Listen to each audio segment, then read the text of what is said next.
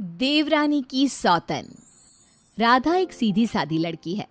उसकी सास विमला तो उसे बहुत प्यार करती है, लेकिन उसकी जिठानी लता को राधा बिल्कुल पसंद नहीं। राधा अपने ससुराल में बहुत खुश थी, लेकिन उसकी ये खुशी ज्यादा दिनों तक नहीं टिकी, क्योंकि राधा का पति मिहिर उसकी सौतन ले आया। ये कौन है जी? आप किसको घर पर ले आए? ये इस घर की नई बहू और मेरी पत्नी सोनाली है। क्या? आपने दूसरी शादी कर ली? ऐसा करते हुए आपको शर्म नहीं आई? आपने एक बार भी मेरे बारे में नहीं सोचा? ये क्या बोल रहा है बेटा? तेरी पहली पत्नी के होते हुए तू दूसरी शादी कैसे कर सकता है? कौन है ये चुड़ैल? निकाल इसे यहाँ से। माँ राधा, आप दोनों एक बात समझ लो।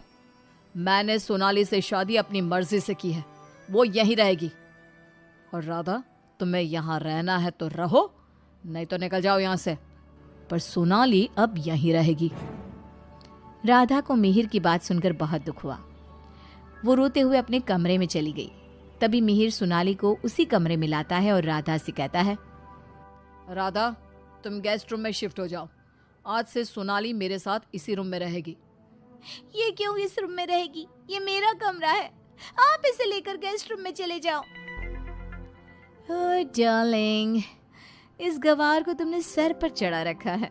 छोड़ो ना, हम दोनों गेस्ट रूम में ही चले जाते हैं। वैसे भी इस रूम का इंटीरियर डिजाइन मुझे खास पसंद नहीं आया। ओके डार्लिंग, जैसा तुम कहो। मिहिर उसे लेकर चला जाता है और राधा कमरे में बैठकर बहुत रोती है।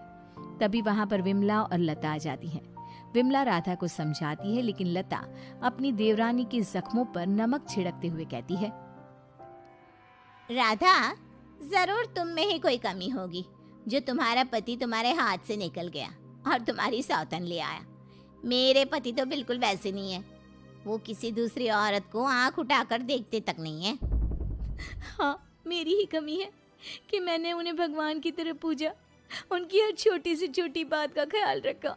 मुझे नहीं पता था कि वो मेरे साथ ऐसा करेंगे। लता बहू, ये कोई समय है ऐसी बातें करने का? जाओ, राधा के लिए कुछ खाने को ले आओ। अगली सुबह सब बैठकर नाश्ता कर रहे थे। तभी सोनाली और मिहिर भी वहां आ गए। सोनाली कहती है, डार्लिंग, क्या यहाँ रोज इतना ही ऑयली ब्रेकफास्ट बनता है? मुझे इतना ऑयली खाने की आदत नहीं।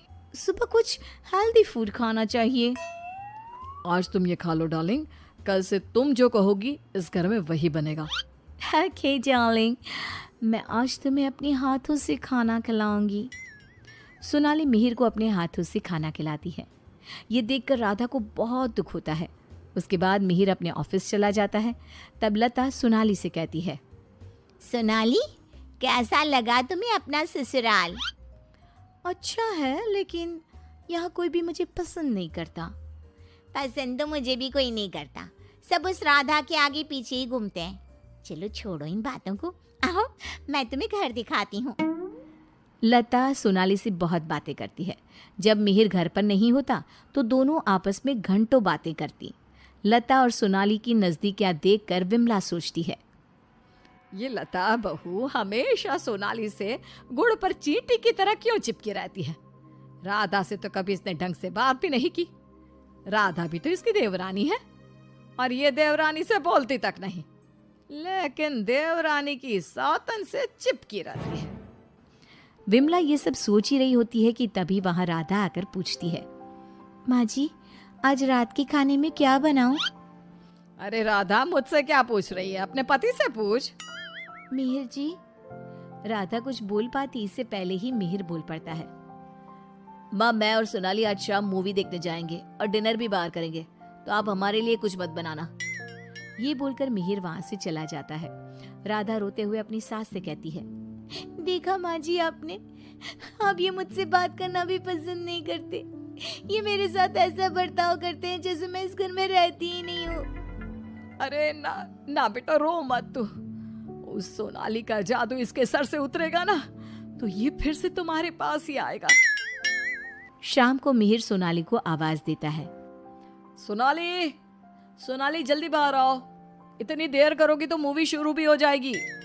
ओह डार्लिंग, तुम तो तैयार भी नहीं होने देते। देखो, कैसी लग रही हूँ मैं? हमेशा की तरह बहुत खूबसूरत। अब चलो जल्दी करो, बहुत देर हो रही है। मिहिर सोनाली के साथ चला जाता है। ये सब देखकर राधा बहुत रोती है। इसी तरह एक दिन सभी बैठकर खाना खा रहे होते हैं कि तभी मिहिर सोनाली से कहता है, सोनाली, कल मैं ऑफिस नहीं जाऊंगा, कल हम शॉपिंग पर जाएंगे। ठीक है डार्लिंग। बेटा, राधा को भी शॉपिंग पर ले जा, उसके सारे कपड़े पुराने हो गए हैं और वो दिन भर घर के कामों में लगी रहती है, कहीं बाहर ही नहीं जाती। बाहर जाएगी तो उसका मन भी बहल जाएगा। क्या कह रही हो माँ? मैं राधा को लेकर बाहर जाऊंगा? कभी नहीं। सॉरी माँ, लेकिन मेरे पास टाइम नहीं है। मैं आपको रुपया दे दूंगा, आप चली जाना उसे लेकर। बेटा, तू तो राधा को बिल्कुल भूल गया है, मगर ये याद रख, वो आज भी तेरी पत्नी है और इसी घर में रहती है। हाँ, तो वो क्यों रह रही है इस घर में? चली क्यों नहीं जाती? राधा, अगर तुम चाहो तो मैं तुम्हें तलाक दे सकता हूँ। तुम ठीक से सोच लो और अपना फैसला मुझे बता देना। बदले में जो चाहो वो मैं तुम्हें दे सकता हूँ। मिहिर की बात सुनकर राधा के ऊपर मानो बिजली सी गिर गई। इसी तरह कुछ दिन बीत गए। राधा अब बहुत दुखी और चुप चुप रहने लगी। एक रात विमला किचन की तरफ पानी लेने जा रही थी, लेकिन किचन में से बातों की आवाज सुनकर वो बाहर ही रुक गई और सोचने लगी, अरे ये इतनी रात को कौन बातें कर रहा है? ये तो लता और सोनाली की आवाज लग रही है। ये दोनों इतनी रात को क्या बात कर रही है? ध्यान से सुनती हूँ तब पता चलेगा। वो दोनों की बात ध्यान से सुनती है। सोनाली लता से कह रही थी, देख मेम साहब, तेरे देवर को मैंने तेरे कहने से पटाया था, मैंने तेरा काम कर दिया।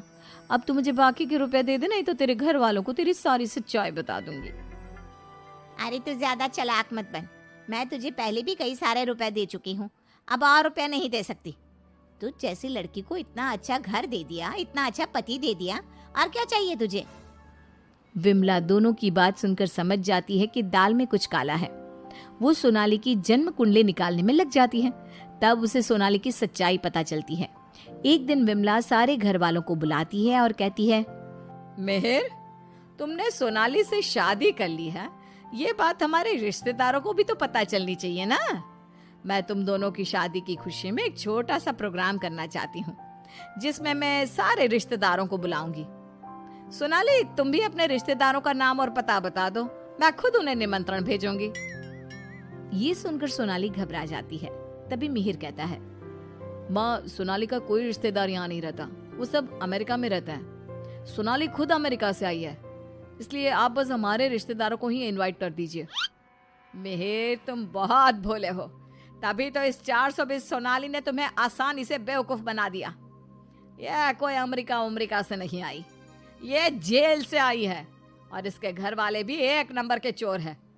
ये और इसके घर वाले लोगों को बेवकूफ बनाकर घर लूट कर ले जाते हैं, और इसको तुम्हारी जिंदगी में लाने वाली है लता। लता, अब तुम बताओ, क्यों किया तुमने ऐसा? हाँ, मैंने ही सोनाली को रुपया दिए थे कि वो मिहिर को अपने प्यार के जाल में फंसा ले और मेरी देवरानी की सौतन बनकर इस घर में आ जाए। लेकिन भाभी, आपने ऐसा क्यों किया? क्योंकि मैं जलती थी तुमसे। घर के सभी लोग और माँ तुमसे प्यार करते थे, मैं तुमसे बदला लेना चाहती थी, इसलिए मैंने ऐसा किया।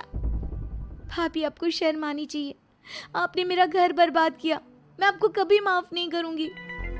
सारी सच्चाई जानने के बाद मिहिर सोनाली को घर से निकाल देता है और राधा से माफी मांगता है। राधा, मुझे माफ कर दो, मैंने तुम्हारे साथ ठीक नहीं किया। मिहिर, मैं तुम्हें माफ नहीं कर सकती और ना ही तुम्हारे साथ रह सकती हूँ। मैं जा रही हूँ ये घर छोड़कर। लेकिन राधा, इसमें मेरी क्या गलती? ये सब तो भाभी ने किया है ना, मैं तो बेकसूर हूँ। अगर सोनाली सच में अच्छी लड़की होती तो क्या तुम उसे छोड़ते? कभी नहीं। और इस बात की क्या गारंटी है कि कल तुम्हें सोनाली से अच्छी लड़की मिलेगी तो तुम दोबारा ऐसी गलती नहीं करोगे? राधा अपना सामान लेकर घर से जाने लगती है। विमला और मिहिर उसे बहुत रोकते हैं, लेकिन वो नहीं रुकती। राधा जाते जाते अपनी जिठानी से कहती है, भाभी, आप क्यों उदास खड़ी हो? आपने जो चाहा था वो तो पूरा हो गया ना। मैं जा रही हूँ हमेशा के लिए। अब आप ही इस घर की बहू हैं। अब सब आपको ही प्यार करेंगे, बस।